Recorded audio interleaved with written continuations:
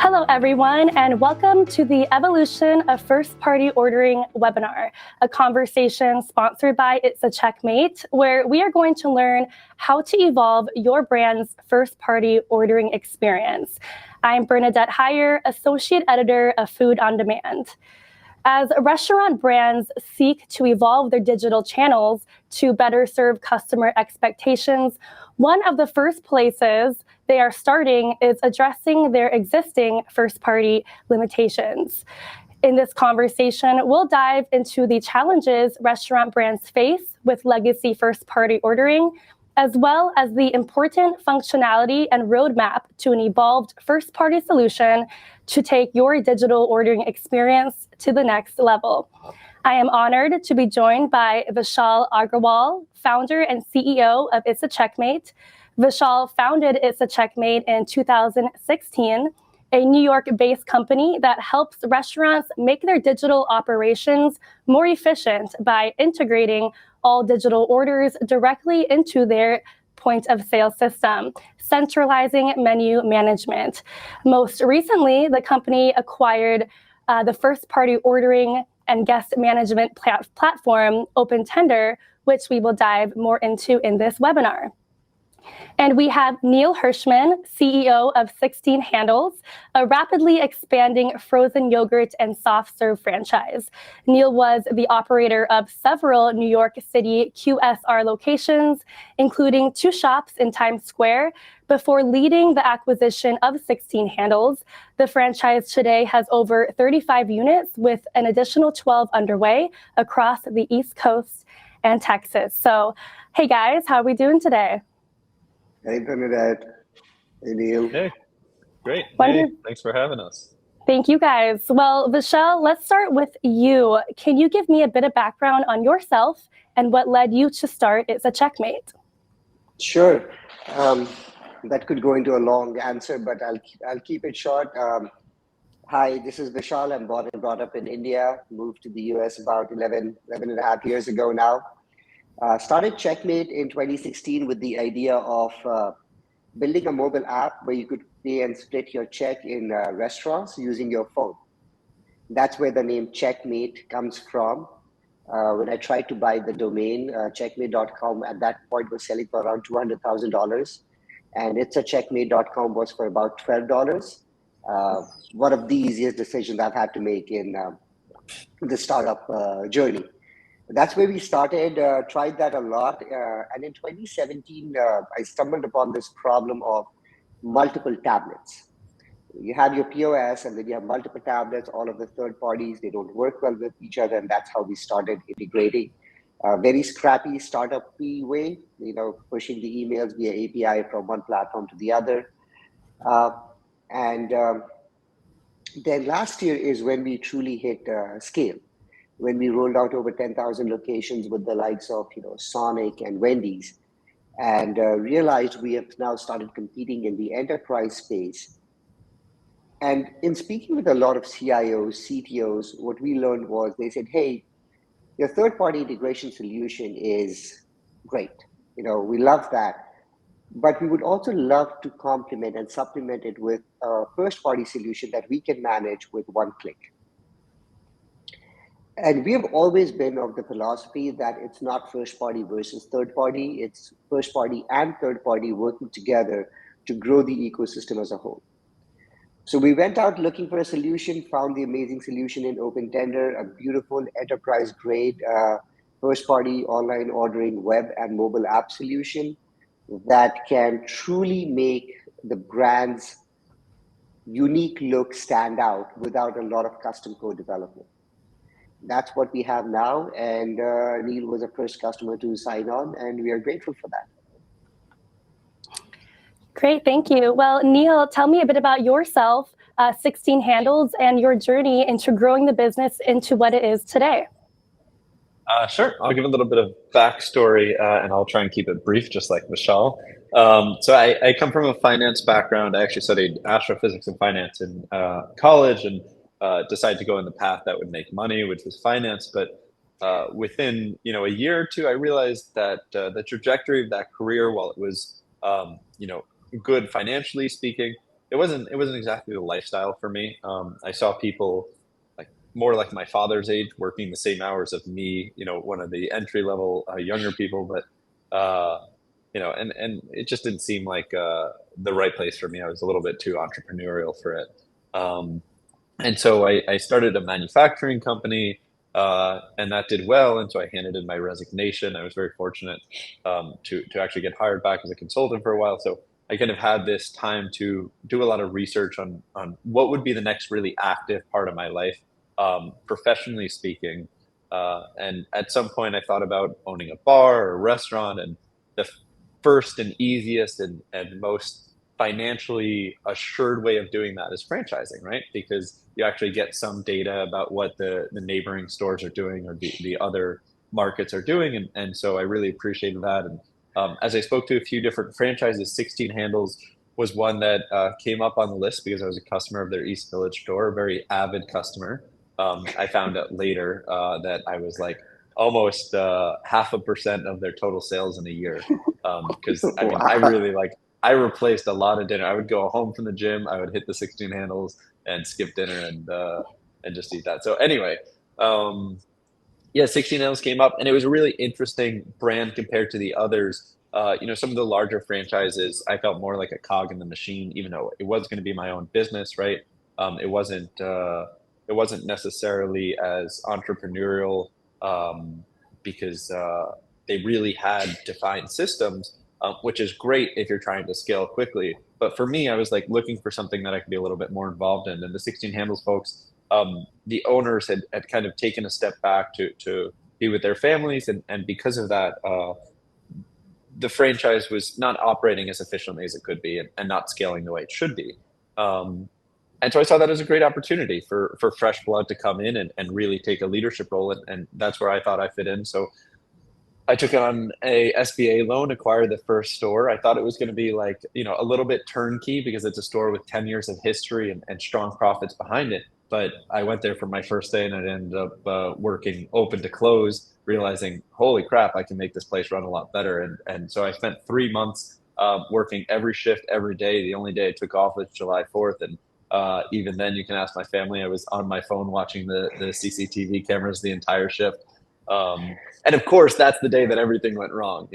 But I realized there was a lot of efficiency opportunities. The brand was almost like stuck from 5 or 6 years ago, and technology had just moved very fast in the restaurant industry during that time. And so you couldn't be stuck if you wanted to be operating at full efficiency. And so I was doing a lot of those things, making sure our labor was really well managed. And I realized it's a really lucrative and profitable business in frozen dessert, especially 16 handles. Just had such a great brand name, great brand recognition in New York. So I acquired all the additional, at that time, corporate locations around Manhattan. And then, I want to scale further. So I started building my own. I diversified a bit by building some other brands as well, because I figured out, I'm really strong in, these operations in this frozen dessert niche. And so I wanted to synergize on that. And that's how I grew to 12 stores around Manhattan. But at some point, I was the majority franchisee of 16 handles with 7 stores in New York, and I was kind of butting heads with these same franchisors who just weren't understanding what it's like to operate the store, and kind of had a perspective that was stuck in the past. And it made sense to put in an offer at some point. And I felt the same with other franchisees who I discussed with. There was such a big opportunity in our business to become the dominant frozen dessert player, and the brand had that potential. Unlike some of our competitors, 16 handles is a frozen self-serve frozen yogurt shop, 16 flavors, ergo the name, 50 plus toppings. But we don't specifically go to one niche. We're not just about the kids. We're not just about the females. We're really broad product, really broad categories of product within the store. You get anything from vegan and all natural to the creamiest ice cream you've ever had, all in the handles, and then toppings. The no sugar added toppings, the fruit toppings, and then all of a sudden that the hazelnut crunch, which is just creamy Nutella with rice crisps in it. So it's such a diverse product range, and what it did well, and we've really narrowed in on, was the fact that we market to kind of the upscale professional older setting. So it's not it's meant to be comfortable during that 7 to 10 p.m. slot. And that's really what we focused on, because the after school traffic always comes. But if you can attract that millennial and that older audience that's more like the people who are going to Starbucks during the day, and you can get them to come to 16 Handles at night and make that their hangout spot, their date spot, the place that they bring their families, that's a much better target for us. And that's where we've really exceeded and succeeded. And even, since the acquisition, it's been a year now, we're double-digit same-store sales growth. We've got 15 new units under construction, a lot of new territories, 2 in Boston, 4 in Texas, another 4 in Florida, North and South Carolina, a lot of major cities along the East Coast, and just a ton in our pipeline. So that's kind of 16 Handles and my journey through 16 Handles in a nutshell. And so now I'm solely focused on the franchisor operation and expanding that and making 16 Handles the predominant frozen dessert player in the United States, and hopefully then internationally. Well, that's great. Thank you for sharing your journey, and I'm craving some soft serve now. So Vishal, you already discussed a bit about ItsaCheckmate's core services, but since we're talking about first-party ordering, I'd love to learn more about OpenTender. But at a basic level, what is first-party ordering, and how does OpenTender assist restaurants in providing a robust first-party ordering and guest engagement platform? Sure. First party ordering is, you go to 16handles.com and you order from there, right? Or you download the mobile app of 16 Handles and you order from there, right? In the very basic sense. What we realized when we looked at all of the brands, and this is one of the easier researches we've had to do, right? If we looked at all of our clients, and we could easily go and see which first party solution they're using. And there was a very glaring gap in the market that stood out, right? It was a very templated approach. The very concept of first party ordering should reflect the brand's identity. It should truly speak what the brand is about, right? But if you opened up a lot of the brands, you could easily say that they were all done by the same solution provider, right?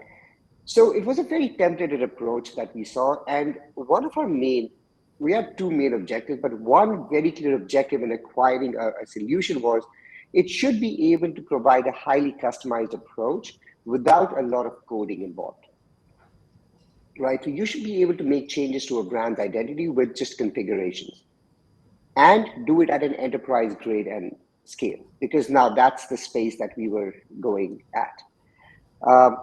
Again, that's where we came across OpenTender. It provides an amazingly beautiful, customized approach, both mobile and web, for the brands that we're working with, Neil being one of them, with whom we'll be rolling out shortly. And we've signed up quite a few other large-scale enterprise brands as well, all the way up to 300 locations that are looking for this kind of solution.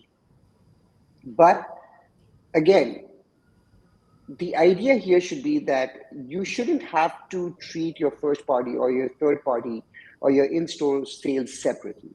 They should be part of an ecosystem. So when we bought this company, we've tightly integrated it with the Checkmate stack. And now your first party and your third party are integrated directly into your POS system, right? You can't keep adding multiple sources at the cost of increasing your operational cost. Right? Obviously, Neil does not have a kitchen, but if you do have a kitchen, the receipts in the kitchen should all print out in the same format. Whether it's a walk-in customer, whether it's a third party, whether it's a first party, whether it's order with Google, whether you're ordering through a CarPlay, it should not matter. And that was a huge focus for us. And again, just directionally for Checkmate, that's a big focus, is how can we make the restaurant operators' lives easier by introducing them to digital channels that would help grow their revenue profitably. So that's the direction and thought process we went with OpenTender. Yes, and as you mentioned, Vishal, Neil was your first customer of the OpenTender acquisition. So Neil, what attracted you, to the OpenTender platform, and how has that benefited your businesses?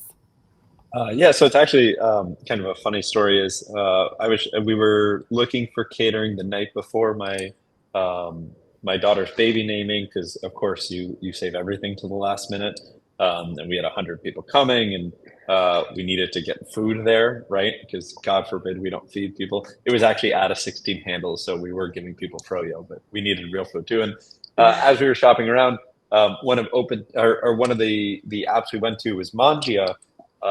And Sharon, my partner, goes, "This is the best UI and the best app that I've ever seen for food ordering." She was, of course, because it was going to be a big order, using the first party apps to get some kind of discount, and they happen to have a discount, and so I downloaded the app.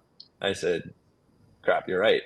This is a really good one." And of course, I did some research and found out that it was an open tender product, and at whatever it was, 1 a.m. or something, booked my first demo with JC on the open tender team, and it started this longer discussion of what the open tender product is. And it happened to be, it was right as Vishal and JC were working on the acquisition together, and so open tender on its own was great, but it didn't really work for us, because it would have been another software to log into, another platform to have to update menus on, another, system that has to somehow speak to our tech stack. And it was just going to be too much work that it wasn't worth moving over to, even though it was a better looking user interface that could be more customizable.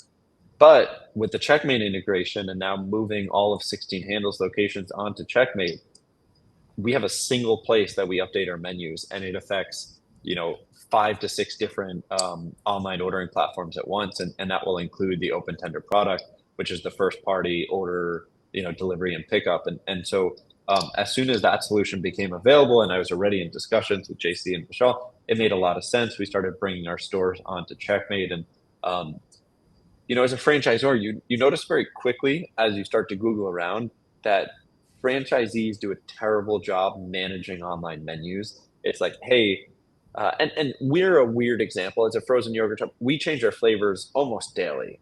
We have a product category, over 100 flavors probably, that we bring in throughout the year, because the whole variety is part of the draw. 260 meals, you never know what you're going to get. Of course, there's flavors that are popular and static, but a lot of it is like seasonal stuff that Irish mint right around St. Patty's Day, and like during Valentine's Day, there's a pepper that only comes in. So it's a lot of it is really seasonal, and so that's a new item that you have to create on DoorDash. Then you have to go to Grubhub. Then you have to go to Uber. Then you have to go to the first party platform. You have to upload the picture, add the description, make sure the modifiers are correct, and you ask people to do that for multiple platforms. It's just not possible. And so to be able to have a really good bundle, because there are other competitors out there that I've looked at for helping with a third party source and aggregating into a single menu, but none of them worked. None of them were easier to use or navigate, especially when we're rolling it out to 35 franchise locations, and a lot more to come. It was more effort training the employees how to use those systems, or training the staff and the employees, sorry, the owners and the employees, how to use those systems, than it was to just say, yeah, here's how you use Grubhub, and let me record a quick Loom and show you how. But Checkmate is very easy. It's like, you turn it on if it's available, you turn it off if it's unavailable. It's literally just a toggle. It's no different than going on your iPhone and turning it on to airplane mode or something. So to have that solution, and then for you to hit publish on that, and now it's controlling every place that you're possibly online. And I, as franchisor, have the master control and the master set of keys to what that menu looks like, the product photography, the exact naming convention of every single topping, et cetera. It's a no-brainer for us. It will save the franchisees a lot of time. It will increase their revenue, because you have that unified and perfect menu online every single time. And then yeah, with the open tech product, I mean, it's like we're getting the best UI that's out there, as far as I could tell. I mean, I really researched all these different first party platforms, and I spoke to all of them at some point. And even just take price away from the equation, I really believe that Mangia app that I got to use for open tender to actually order for my own personal use was the most customized, easiest to use, most kind of friendly environment for online first party ordering. And so now to be able to roll that out with 16 handles, which needs a custom solution, because Froyo is different than an Italian restaurant that might have a very static menu. And to be able to have one platform that can kind of do both those things is really helpful. Yeah, absolutely. And just sticking with you, Neil, just to go off what Vishal was saying about the viewing the first and third party is not an either or. Since you were talking about the benefits of having that integration all in one place, do you just want to tell me a bit from your opinion why it is important to leverage both third and first party platforms? Yeah, absolutely. And it's a requirement for our stores, and it will continue to be one for as long as we're around, because there's a lot of revenue to be made. People are always surprised that a frozen yogurt and a soft serve shop is on delivery platforms, and it's like, hey, sometimes that's a third of the business. And it's not that our in-store traffic is down; it's just that our delivery and pickup traffic is good. People want it right away, or they have that sweet tooth, but they don't want to get off the couch. And I totally understand that. I order 16 handles still to my apartment, even though I live like a 5-minute walk from the nearest store. But yeah, so third party, everybody has one third party platform that they're kind of loyal to, whether it's because their credit card links to a Grubhub One or a whatever, Grubhub Plus and an Uber One membership, whatever it is. Everyone kind of has that third party that they're loyal to, and that's the app that they use, and it's probably the one that they get promos for as notifications and have locations turned on. And so to be on that platform is effectively marketing, right? Because they're going to that platform when they're hungry. And so for me to be not just there, but to actually even spend money to be part of some of those promotions, or to on Uber Eats, you can do marketing on it to make sure you show up as soon as somebody searches ice cream, that we're the first thing that comes up, or frozen, or whatever it is. It's marketing. And so that's really the benefit of the third parties, is that's where people feel really comfortable when they're not sure what they want to go and search menus. And so it's a way to publicly advertise your menu and do one-click ordering effectively, right? Because there's nothing easier than just clicking the order now and having it show up because your address and everything's loaded. That being said, as you convert a customer from that first experience into a loyal customer, or if you've already converted them in your store and you want to offer them benefits or customizability or in-store rewards, but at home, that's where the first party really benefits you. And that's what we've seen with our customers. It's the loyal ones, the dedicated ones, the ones who are consistently ordering two, 3 times a week. Those are the ones who really benefit from the first party more than anyone else. And they, as customers, they love the fact that they get rewards on those purchases. They, get special offers if we have special offers on first party. And it's a really customized user experience. So it's much more similar and akin to being in the store, because when we go on third parties, we have to use, their format and their use of modifiers and make our menu work for that, which it does. But there's not a ton of customizable options. Whereas on first party, it's our menu. It's really feels like the in-store experience. You could search by nutritional, facts, or just for gluten-free products, and just see the menu that way, instead of having to scroll through and click on everything. It's a much better experience, right? And so that's why customers are going to come from franchisor side and operator side. We're netting a higher margin on it, right? Because we're not paying a royalty to those third-party platforms. And just as importantly, we're getting a little bit more data on those customers, so we can track that customer's journey, track their experience, know that their what their review is. If there was something we did wrong, we can correct it, and we can market to them appropriately, right? If you're a customer who consistently gets vanilla, I shouldn't be sending you something about the latest flavor launch, or to go get chocolate. You want vanilla, so why am I not sending you a promo to go get vanilla? And if I know that you purchase 2 times a week and then all of a sudden you stop purchasing, shouldn't I be sending you some effectively abandonment emails and figure out what it is? Did you have a bad experience and that's why you stopped ordering? Because if that's the case, let me give you a $5 off coupon, get your order again, and get you back. And so to have that kind of data and be the owners of that data, who can use it to benefit our top line revenue at our store levels, and create these automated flows that are personal. That's really important on the first party side. So they kind of work hand in hand, right? Sometimes you earn a customer's first transaction on third party, and then you bring them over to first party, and then of course there's some customers who just want to stay loyal to their third party platform, and that's totally fine. We'll still make a margin on it, and obviously we wouldn't do anything that's going to lose money. And some people are loyal and want to collect the rewards there, and you don't want to lose that customer just because you're unwilling to go to the third party. But there's definitely a lot of benefits to being first party. Yeah, absolutely. And yes, so Vishal, with a platform like OpenTender being able to centralize both of those platforms, I'm curious, with so many other tech companies out there beginning to or already offering some form of first-party conversion platform, what would you say sets OpenTender and its tech stack apart from some competitors in the market? Sure. Like I mentioned, there are a couple of evaluations we had kept in mind while trying to purchase a solution. One of the things that we have always believed in since our start, is for a SaaS company, like we provide software as a service, why do we charge a hefty setup fee to our customers? Why do we have long-term contracts, right? We've never had long-term contracts with our customers.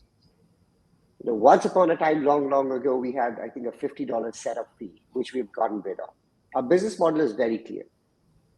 Per month, per location, flat fee for these set of services or solutions. That's it, right? And when we went to look at OpenTender or another solution, we wanted to carry that same philosophy there, because we should be working hard to earn our customers every single month.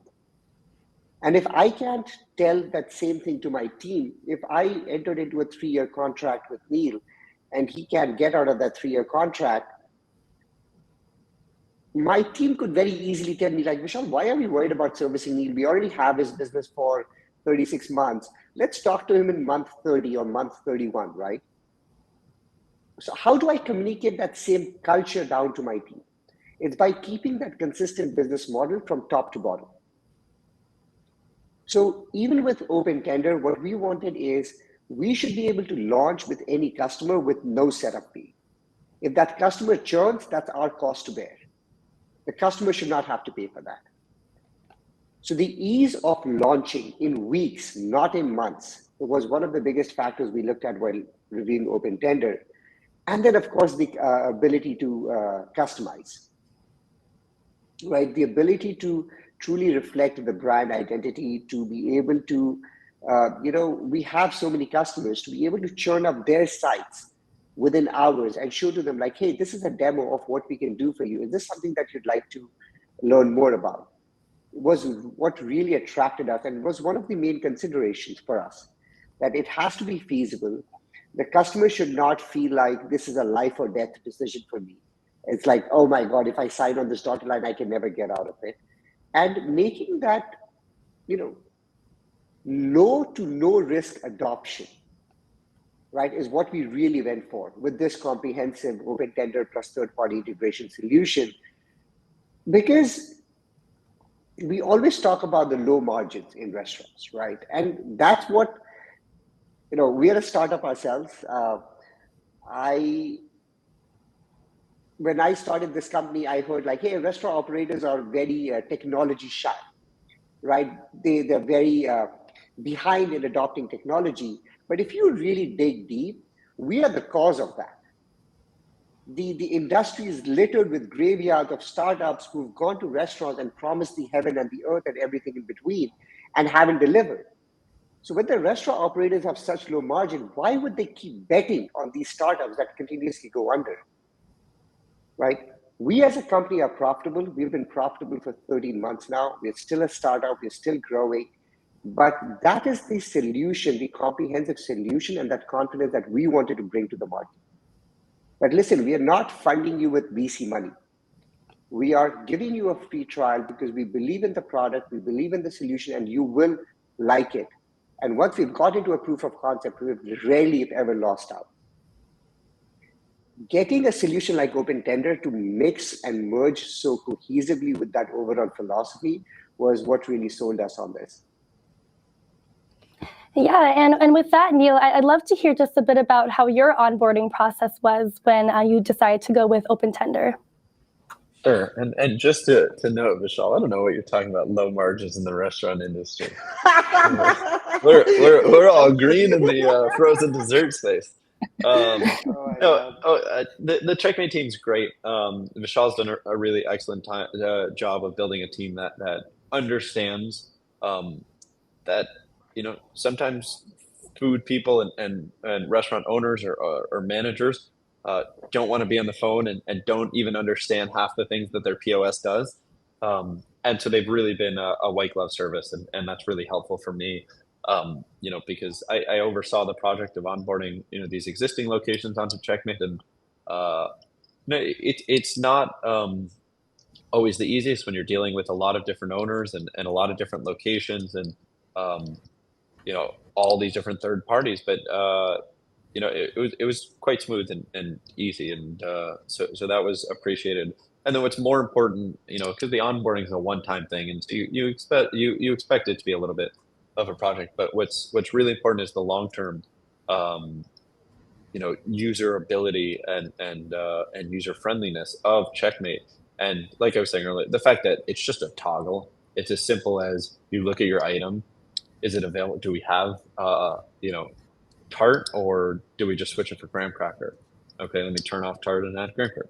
That's it. It's like I don't need to train anybody. It's intuitive, and so that is really the part that was crucial for me, especially moving off of some of the platforms that we were on in the past, where you have to click 13 different ways perfectly to finally get to the screen where you toggle something available and unavailable, and it's just like it was too complicated and it would lead to issues. And eventually, if you make something too difficult, people just stop doing it, and that's what kind of happened in the past. And so that's what I appreciate is the Checkmate team. Throughout the whole process has always been forward looking in how do we make this as easy as we can be for for the future and for the operators of the stores, right? Because of course I'm going to get it. I've been deep in this project with Vishal and his team, but it's about being able to train a store owner within a few minutes. This is how you control all of your third parties at once. And if I'm being 100% honest, I recorded I think a 7-minute loom, and that's what I sent to the operators. And by the end of that loom, there's nothing that they don't know about Checkmate, right? It's intuitive. So it's great. It helps us a lot and saves us a lot of resources. And it's because of that, and how easy it was and smooth it was, that it makes sense for me to come on to OpenTender and even be the launch partner with it. Because of course there's always going to be headaches with launch partners, and I'm willing to take those because overall just the Checkmate experience is great. And to be a part of building this next generation UI that I already know OpenTender is a great product, but to be part of building that merged product is exciting for me because I know I'm going to refer a lot of my friends to it at some point because this is going to be the go-to channel. And for me, one of the most important parts is the in-store rewards connecting online, and that's something we haven't really had yet. To be able to really have that feature is going to be great. Is a reward system that speaks that follows the customer journey wherever they want to order. Yeah, and to kind of round out the conversation, Vishal, you've relayed throughout this conversation how the company is very restaurant focused, offering those key integrations to offer that best-in-class experience. So anything else you want to dive in on that part, or as well as the reconciliation feature that comes into the mix? Sure. Yes, I think we're very, very fortunate, even with the third-party integration now with OpenTender, to have such forward-looking partners. Because sometimes we have this saying internally, let's just be lazy and take all of our product feedback from customers, right? But that's the right way to go. We shouldn't build products in a vacuum. We shouldn't build products sitting behind computer screens thinking about problems that don't exist. Let's solve real world problems, right? And that's where we're really excited to have Neil on board to continue to help us to push the product roadmap. And that's where we've also gone with Reconcile. We, as they say, once you solve the biggest problem, then the next biggest problem becomes the biggest problem. So we did the integrations, everything's now flowing into your POS. But hey, I received the statement from all of the third parties, first party, and it never matches what I have in my bank account, right? So can you solve that? So now the Reconcile solution takes all of your data from POS and the third parties and gives you one common bridge and tells you where your money went, right?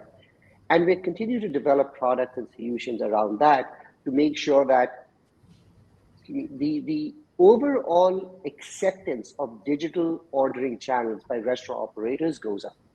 That's our one and unified focus is how can we, restaurants were already moving in this direction, right? Digital sales as a part of their overall sales was already growing. COVID accelerated it. Today it is 30%, maybe 40% for some restaurants. We're pretty sure in the near future it would flip over. We are creating an infrastructure and platform where operators like Neil who work with us can easily adopt and adapt new digital ordering channels that become available. We are working with a partner that is doing ordering on CarPlay, right? You cannot send the same menu that you send to DoorDash, but also send it to CarPlay. Very different user interfaces. And how does an operator manage those different menus without, having an entire team do it for them? But you'll keep. We read about DoorDash and Wendy's launching in partnership with Roku, the ability to order the ability to order Wendy's through DoorDash while you're watching TV. That's just another digital channel. And we think the innovation has not stopped here, it's only starting. And how do you bring these unique channels to the multitude of operators who are not at the Wendy's scale? We love Wendy's, they're our customers, but not everyone's at that scale, right? And that's what we're really focused on is empowering the digital operators to accept digital orders from digital channels, but then also be able to manage them well through the analytics and the alerts and the notification systems we've built out. And, just stay ahead of the curve without doing a multi-$100, $200 million investment each time. So that's our continued focus, and we're very excited about our product roadmap coming ahead. Great. Well, we're wrapping up here, but before we do, is there anything else either of you would like to add regarding the evolution of first-party ordering or leveraging a platform like ItsaCheckmate or an open tender?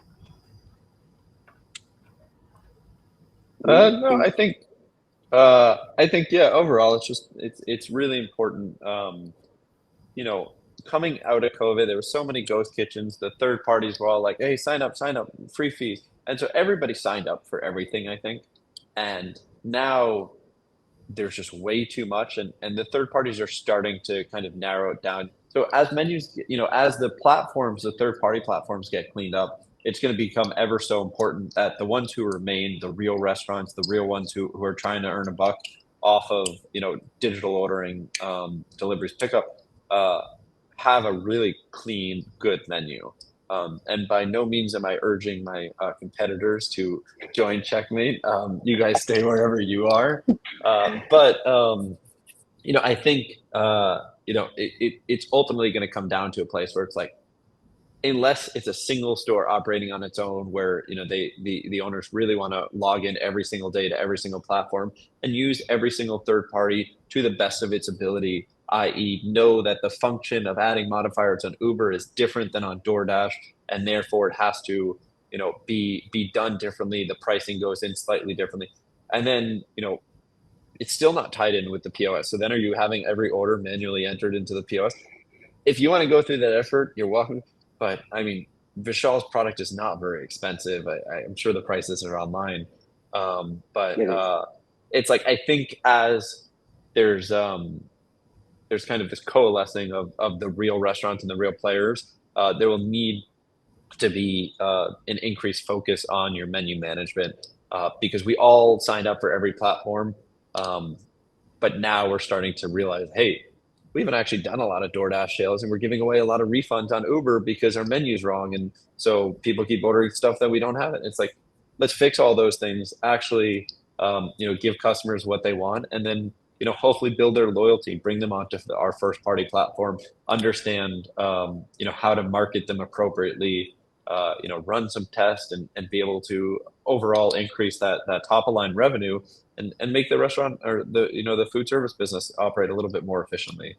Because like Vishal was saying in the beginning, and for 16 Hills, we don't have a kitchen, but we still have to prep every order, right? My employees, my team members in the store, they still have to go and put the right amount of the right flavors. I mean, some people get 3 flavors in a cup, and that cup is supposed to be 13 ounces total. So they need an order ticket. And so we still do have perfectly printed order tickets that are seamless across, all the platforms, including first party, that print out with a big font, so that it's really easy for the employees to use it as a checklist to go assemble orders for customers. And if you look at it overall, just in the amount of refunds we're not giving away because our menus are always correct and our employees are having an easy time making those orders, it pays for itself. And that's not even the added revenue or the added efficiency or the ability for me to market those people. So I think Checkmate's a great solution, and it's obviously the one I picked. And I'm younger in this business, especially having experience both at the operator level, and I still do own and manage my 7 shops around New York, but also on the franchisor level, and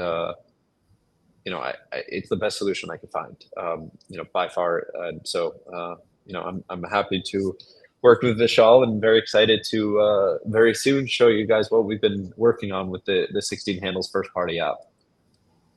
Thank you, Neil. Really appreciate it. Just to add a couple of really quick points to what Neil mentioned. He talked about brand and he talked about menu, and those two things are so interconnected. 100%, that's what we realized as well, Neil, that the core of it, the crux of it all comes down to how your menu is managed. We have a massive product release coming up, late Q1 of next year, that's going to just center around the menu management piece. Because we believe if 16 Handles is a brand, then no matter where the customer starts their journey from, whether it's through Uber, whether it's through first party, whether it's a mobile app, they're going to expect to see a certain level of consistency. Branding is nothing but consistency no matter where you encounter that brand.